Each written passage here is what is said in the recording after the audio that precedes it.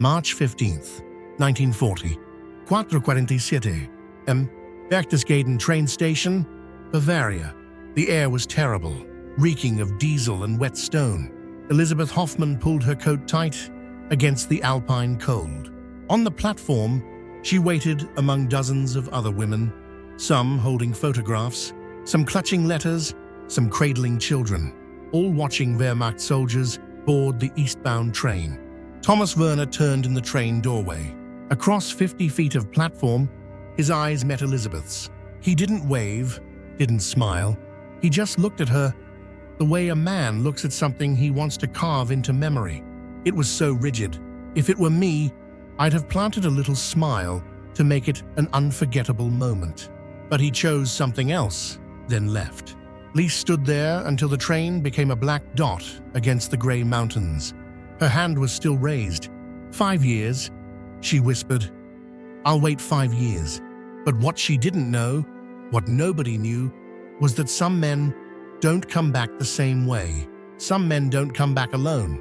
And some promises break so quietly, you don't hear the sound until it's too late. Elisabeth Hoffmann was 22 when the war took Thomas. She taught music to children in a stone schoolhouse at the foot of the Bavarian Alps.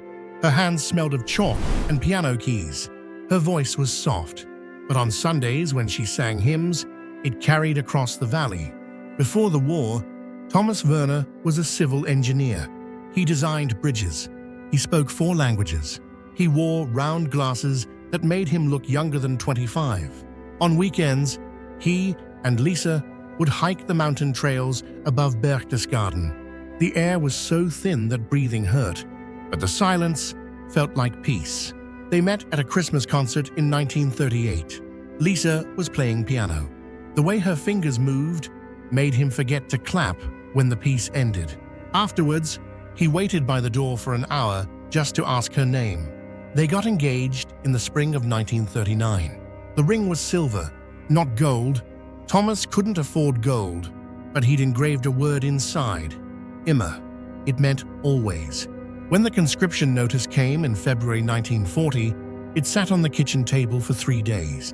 Lisa watched him read the letter, watched him clench his jaw, watched him fold the paper into neat squares, like he was solving an engineering problem.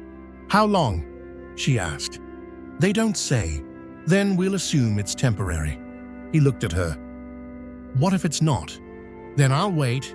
Lisa, I'll wait, she said again. Louder, as if saying it louder made it real. It happened on March 15th, 1940. The train platform, the diesel smell, the grey mountains swallowing the train. Thomas put his hands on her face. His thumbs pressed against her cheekbones. His forehead touched hers. 5 years? He said, if I don't come back in 5 years, you'll come back. If I don't, you move on. Don't wait forever. Thomas, promise me. She didn't promise. She just kissed him, hard, as if she could press the future against his lips and make it stay there. Then he was gone. April 3, 1940, the first letter came on octagonal folded yellow paper. Lise, France is bad. The rain won't stop. I think about the mountains. I think about your hands at the piano. I think about coming home. Thomas.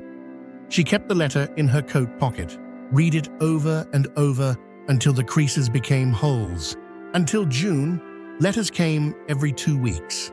Sometimes more often, Thomas wrote about French villages with stone churches, about bridges blown up by retreating armies, about cold rations and men who cried in their sleep. He never wrote about killing. Lisa never asked. Lise wrote back every Sunday after church. She talked about students who couldn't sing on key, about snow falling on the school building's roof. She told him she still wore the ring. She didn't mention the whispering women in town, didn't mention the ones whose husbands came home in wooden boxes, didn't mention the ones who stopped waiting and married grocers, farmers, men with health exemptions. She didn't mention her fear. By the winter of 1941, the letters slowed. 1 month, 2 months, then nothing. December 18th, 1941, Lise stood staring at the empty sorting box labeled H at the post office. "Nothing today," said the clerk. She was an old woman with gray braids and no sympathy left. "Are you sure?" "I'm sure." Lisa walked home through knee-deep snow. The ring felt heavy on her finger. She twisted it, once, twice, a habit she couldn't remember starting. That night, she wrote to him anyway. "Thomas, I don't know if you're getting these. I don't know where you are, but I'm still here. The mountains are still here. I'm still waiting. Always." Lisa She sent the letter to the last address he'd given, Wehrmachtfeldpost 12457, somewhere in Poland. The letter came back 3 months later, stamped in red, undeliverable, March 15th, 1942. 2 years since the train platform, Lisa was teaching the children a song about spring, but her voice cracked on the third line. She stopped, stared at the piano keys. Her hands wouldn't move. One of the children, a girl named Greta, raised her hand. "Fräulein Hoffmann, are you crying?" Lisa wiped her face. "No, Greta, just dust." But Greta was 7 years old. She knew what crying looked like. By 1943, most of the women in Berchtesgaden had stopped waiting. The school teacher down the road married a widower with 3 children. The baker's daughter married a man from Munich who'd lost an arm at Stalingrad. Lisa's mother came every Sunday with the same conversation. "You're 25 now. Liebling, you can't wait forever." "I'm not waiting forever. I'm waiting 5 years. What if he doesn't come back? Then I'll wait 6 years." Her mother didn't argue. She just looked at Lisa the way you look at someone who's already lost. But then, November 8th, 1943, a letter came. Not from Thomas, from a Wehrmacht chaplain named Father Klaus Mehring. "Fräulein Hoffmann, I write to inform you that Lieutenant Thomas Werner was wounded near Kiev in October 1943. He was transferred to a field hospital in occupied France. His condition is stable. He asked me to write to you. He wanted you to know he's alive. God be with you." Father Mehring. Lisa read it 6 times. Then she sat on her kitchen floor and cried so hard she vomited. He was alive. She wrote back immediately, sent the letter to the hospital address Father Mehring had given. The next week, she sent another letter, and the week after that, none were answered. January 12th, 1944, another letter from Father Mehring. "Fräulein Hoffmann, Lieutenant Werner was transferred to a POW processing camp after France was liberated by Allied forces. I have no further information. I'm sorry." Father Mehring. Prisoner. Thomas was a prisoner, but prisoners came home eventually, didn't they?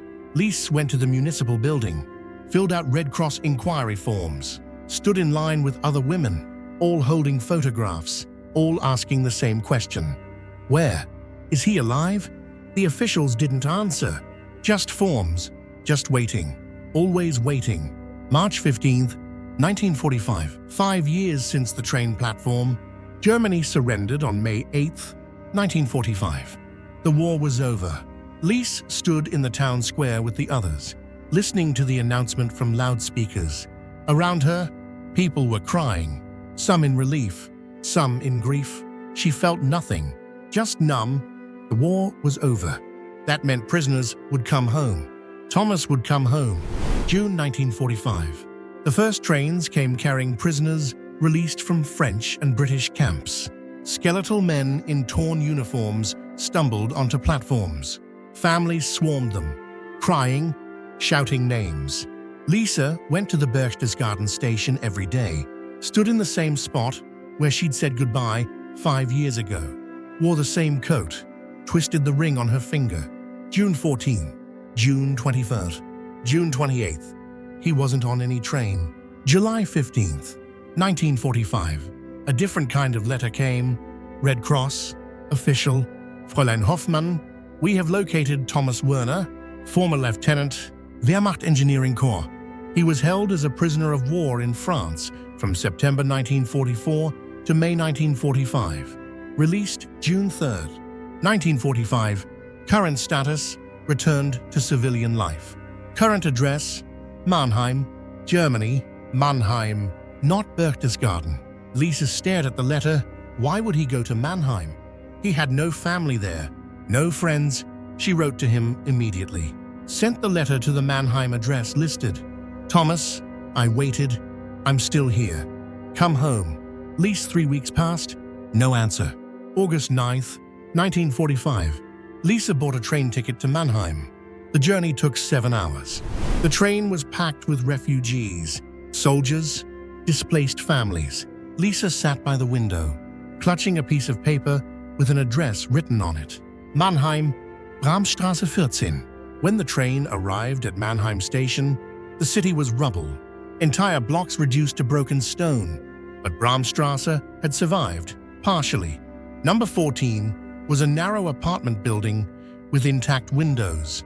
Lise stood across the street, staring at the door. She'd rehearsed this moment 1,000 times. What she'd say, how she'd run to him, how she'd hold him. But her legs wouldn't move. A woman came out of the building. Blonde, maybe 23, carrying a laundry basket. Lise started to cross the street. Then the door opened again. Thomas stepped out. He looked older, thinner, no glasses. But it was him. Lisa's heart stopped. Then the blonde woman turned, smiled. Thomas took the basket from her hands and kissed her. Not a polite kiss, not a friendly kiss, a husband's kiss. Lisa froze. The woman laughed, said something Lisa couldn't hear. Thomas smiled. The way Lisa hadn't seen him smile in 5 years, and they walked down the street together. Lisa didn't move, didn't breathe. She looked at her hand. The silver ring was still there. Immer, always. Lise didn't remember walking to the train station, didn't remember buying a return ticket. She sat on a bench on the platform for 3 hours, staring at nothing. The ring felt like it was burning her finger. She twisted it, once, twice, then pulled it off. The skin underneath was pale, a perfect circle where sunlight had never touched. 5 years of waiting, marked in flesh. She should throw it onto the tracks, into the rubble, somewhere it would never be found. But she didn't. She put it back on. August 11th, 1945. Lisa returned to Mannheim. This time, she didn't hesitate. Crossed the street, walked to Bramstraße 14, knocked on the door. The blonde woman answered. Up close, she was younger than Lisa had thought, maybe 22. Her eyes were bright blue. She wore a simple dress, but it was clean, ironed, the kind of care shown by someone who had time, who had peace. Ja, the woman said. Her voice was soft, curious, not defensive. I'm looking for Thomas Werner. The woman's expression changed. Something protective rose behind her eyes. Who are you? Elisabeth Hoffman. Lisa's voice didn't shake. This surprised her. I'm his fiancé. Silence lasted 5 seconds, maybe 6. Then the woman stepped back, opened the door wider. You should come in. The apartment was small. 2 rooms, a kitchen with a table, a bedroom visible through a half-open door. Everything was neat, tidy, the kind of home that required effort to maintain in a destroyed city.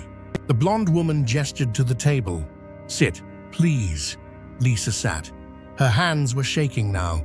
The woman poured 2 cups of ersatz coffee from a pot on the stove. The liquid was brown, but didn't smell like real coffee. She placed 1 cup in front of Lisa. My name is Anna, the woman said. Anna Werner. Werner? The word hit Lisa like a fist. Anna sat across from her, her hands wrapped around her own cup. Thomas didn't tell you. Tell me what? Anna looked at her wedding ring. Gold, not silver. We got married in April, in France. Lisa felt something crack inside her chest. Not her heart, something deeper, the place where hope lived. How long? Lisa's voice was barely a whisper. How long what? How long did you know him before you married? Anna hesitated. 6 months. 6 months. Lise had waited 5 years. Anna had known him 6 months. Where? Lisa asked. Working. Construction crew. Clearing rubble. He'll be back at 6. Lisa looked at the clock on the wall. 2:30. I'll wait. Anna didn't argue, just nodded. They sat in silence for 10 minutes. Then Anna spoke. "You should know something." Lisa looked up. "I didn't steal him from you." Anna's voice was steady, calm. "When I met Thomas, he told me about you. He said he'd left someone behind, someone he'd promised to marry. Then why? Because he thought you'd moved on." The room swayed. Lisa gripped the edge of the table. Anna continued. "In the POW camp, the French allowed prisoners to receive mail. But Thomas never got anything. For a year and a half, nothing." "That's not possible." Lisa's voice rose. "I wrote to him every week for 5 years." "I believe you," Anna said quietly. "But he never received them." Lisa's mind raced. The letters she'd sent to France, to the field hospital, to the POW camp. None had been returned. She'd thought they'd been delivered, but they hadn't. The camp administration was chaos, Anna said. Letters got lost. Entire mail sacks burned in bombings. Some were stolen. Some just disappeared. Anna pulled a folded paper from her apron pocket, placed it on the table. "He wrote to you in December 1944, after he was captured." Lisa opened the paper with trembling hands. "Lisa, I'm alive. I'm in France. I don't know if you're still waiting. I don't know if you got any of my letters. I don't even know if you're still alive. If you've moved on, I understand. 5 years is too long for anyone to wait. If you haven't, if you're still there, I'll come home as soon as they release me. But if I don't hear from you, I'll assume you've built a new life. And I'll do the same. I hope you're happy. I hope you're safe. Thomas." The letter was dated December 18th, 1944. Lisa had never received it. "I was a nurse," Anna said. "At the camp, I helped translate letters for the prisoners. That's how I met him." Anna's voice softened. He was different from the others. Quiet. He read engineering books someone had donated, drew bridges on scrap paper, never complained. She paused. In February, he stopped eating. Not dramatically, just slowly, like he was fading. Lisa's throat tightened. I asked him why. He said he had no reason to survive. He said everyone he cared about was gone, that the war had taken everything. Anna looked directly at Lisa. I told him that wasn't true, that someone might still be waiting. But he said if that were true, they would have written. Silence. I wrote to him, Anna said. Pretended to be a pen pal just to give him something. Someone I didn't mean for it to become this. She touched her wedding ring. In March, the guards started releasing prisoners. Thomas was approved to return to his country in April. Before he left, he asked me to marry him. Why did you say yes? Lisa's voice cracked. You knew about me. Because he asked me if I loved him. And I did. Anna's eyes were wet. I know it's not fair. I know you waited. But he didn't know that. He thought he was alone. The clock struck 6. Footsteps in the hallway. A key in the door lock. The door opened. Thomas walked in, covered in dust. His shirt was torn, his hands wrapped in dirty bandages. He looked up, saw Lisa, froze. The room became a vast emptiness. No air, no sound, just 3 people and 5 years of silence. Thomas's face went white. Lisa, she stood. Her legs felt like water. You're alive, he whispered. So are you. He took a step forward, stopped, looked at Anna, then back at Lisa. I didn't know, he said. I swear to God, I didn't know. I wrote to you. Lisa's voice was shaking now. Every week, for 5 years. Every week. I never got them. I know. The words tasted like poison. Anna told me. Thomas looked at his wife. Something unspoken passed between them. I waited, Lisa said. She pulled the ring off her finger, placed it on the table. I kept your promise. You didn't. Lisa, 5 years. Thomas, I turned down 3 marriage proposals. I lost my job because the school board said I was a bad example. Waiting for a dead man. They said probably. My mother stopped speaking to me because I refused to move on. Her voice was hoarse, couldn't swallow. I gave up everything. And you gave up in 6 months. Thomas's jaw tightened. You don't know what it was like. You're right. I don't, because you weren't here to tell me. The silence was unbearable. Finally, Thomas spoke. His voice was empty. What do you want me to say? I don't know. Lisa's tears were flowing now. I don't know what I want you to say. I don't even know why I came here. She picked up the ring, looked at it. The engraving was still visible. Immer, always. I thought always meant something, she said. I thought words were supposed to survive, even through wars, even through silence. She placed the ring in Thomas's hand, closed his fingers around it. But I was wrong. She turned to leave. Lisa, wait. She stopped. Didn't turn around. I'm sorry, Thomas said. I'm sorry I didn't wait. I'm sorry I gave up. I'm sorry your letters didn't reach me. His voice cracked. But I can't take this back. I can't leave Anna. She saved my life. Lisa looked back at him. I would have saved it too, if you'd let me. She walked out. The door closed behind her. Lisa sat by the window, watching Mannheim disappear. The city was a graveyard of stone and shattered glass. Somewhere in that rubble, Thomas was building a new life. Without her, she pressed her forehead against the cold glass. Her reflection stared back at her. She looked older, tired, the kind of tired that sleep couldn't fix. A woman in the corridor leaned forward, maybe 50, gray-haired with kind eyes. Are you okay, Liebling? Lisa shook her head. No. The woman didn't ask for details, just handed Lisa a handkerchief. My husband didn't come back either, the woman said quietly. Stalingrad. Lisa wiped her face. I'm sorry. Don't be. At least I know. The woman's voice was steady. Not knowing is worse. Every day, you're waiting for a ghost. Lisa nodded. She understood now. But now you know, the woman said. That's something, was it? Knowing felt like dying, like watching something beautiful burn and not being able to stop it. The mountains hadn't changed. The schoolhouse still stood at the foot of the valley. The church bells still rang at noon. Everything was exactly the same, except Lisa. In September, she returned to teaching. The children were different now, thinner, quieter, shaped by years of war. She taught them the same songs, but her voice sounded hollow even to herself.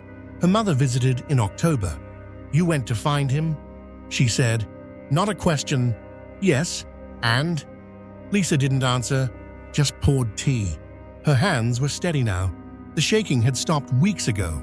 He's married, she said finally, to someone else. Her mother closed her eyes. Oh, Liebling, she's a good woman. A nurse. She saved him when I couldn't. It's not your fault, isn't it? Lisa looked at her mother. I waited 5 years for a man who gave up in 6 months. What does that make me? Loyal. Foolish. Loyal? Her mother repeated firmly. You kept a promise. That's not foolish. That's love. Lisa's throat tightened. Love wasn't enough. Love is never enough. Not by itself. Her mother reached across the table, held Lisa's hand. But it still has value, even when it breaks. 3 months after Mannheim, a letter came. Lisa recognized the handwriting immediately. She almost threw it away, almost burned it. But she opened it. Lisa, I don't expect you to forgive me. I don't expect you to answer this letter. But I want you to know something. I loved you. I still love you. That never changed. What changed was me. The war took something I can't get back. The man you waited for, the one who left in 1940, died somewhere between Poland and France. I don't know when. I just know he's gone. The man who came back is someone else. Someone broken. Someone who chose to survive rather than remember. Anna didn't replace you. She just kept me alive long enough to realize I wanted to live. That's different. I know you waited. I know what it cost you. And I know I don't deserve your forgiveness. But I want you to stop waiting now. Not for me, for yourself. Build a life, Lizzie, a real life. Not one suspended in hope. You deserve more than ghosts. Thomas Lise read the letter twice. Then she folded it carefully and placed it in a drawer with the others. 78 letters she'd never sent, all addressed to Thomas, all full of words he'd never read. She closed the drawer. Lisa stood on the train platform in Berchtesgaden, the same platform where she'd said goodbye 10 years ago. But this time, she wasn't waiting. She was leaving. A teaching position in Munich, a new school, a new city, a chance to stop being the woman who waited. The train pulled into the station. She picked up her suitcase. Fräulein Hoffmann? She turned. A man stood a few feet away, maybe 35, dark-haired, kind eyes, wearing a conductor's uniform. "I'm sorry," he said. "I don't mean to intrude, but you look familiar." Lisa smiled. "I don't think we've met. Maybe we haven't. It's just, you look like you're saying goodbye to something." She looked at the platform, at the spot where Thomas had stood, where she'd promised to wait. "I was," she said. The conductor nodded. "Goodbyes are hard." "They are." Lise picked up her suitcase. "But sometimes they're necessary." She boarded the train. As it pulled away from the station, she looked back one last time. The mountains were still there, the valley, the schoolhouse. But she wasn't. Elisabeth Hoffmann never married. She taught music in Munich for 30 years, shaping the lives of hundreds of students who never knew she'd waited 5 years for a man who never came back. Thomas and Anna Werner stayed married until his death in 1979. They had 2 children. By all accounts, it was a quiet, steady life. In 1983, Anna found a small box among Thomas's belongings. Inside was a silver ring with a single word engraved. Immer. She never asked him about it. She already knew. Some promises survive, even when the people who made them don't. Lisa's story is one of thousands like it. Women who waited through impossible years. Some reunions were joyful. Most weren't. War doesn't end when the fighting stops. It ends in train stations, in living rooms, in letters that arrive too late. Loyalty is not weakness. Waiting is not foolishness. But love, real love, sometimes means knowing when to stop. When Lisa died in 1992, they found 78 unsent letters in her desk, all addressed to Thomas, all written between 1940 and 1945. And one more, written in 1950. "Thomas, I'm leaving Berchtesgaden today. I thought you should know, not because I think you care, but because I need to say goodbye. You were right. The man I loved died in the war, and the woman who waited for him died in Mannheim. I don't know who I am now, but I'll find out. I hope you're happy. I hope Anna makes you laugh. I hope your children have your eyes, and I hope someday you remember me as I was, not as I should have been. Goodbye, Thomas, always." Lisa, she never sent it, but she kept it. A reminder that some endings don't need witnesses, they just need to be written. This story reminded me of a painful but important truth. Sometimes even the deepest love can be destroyed by lost letters and silence. Elisabeth waited 825 days, waking up every morning with the same hope. Thomas, in 180 days, clung to someone else to survive. Who was right? Who was wrong? I don't know, but I know this. War doesn't just level cities, it levels hearts. If you were Elisabeth, would you have thrown away that ring on the way back from Mannheim? Or would you have kept wearing it like Lise did? Think about it, because sometimes life makes us promise things we can't deliver. Some returns hurt more than never returning at all. Don't miss the next stories. Do you know what stories will be waiting for you? Now I'm asking, if it were you, how many years would you have waited? I'm genuinely curious in the comments. And if you love these kinds of true stories, don't forget to subscribe, because in my archives, there are dozens of forgotten stories waiting to be told.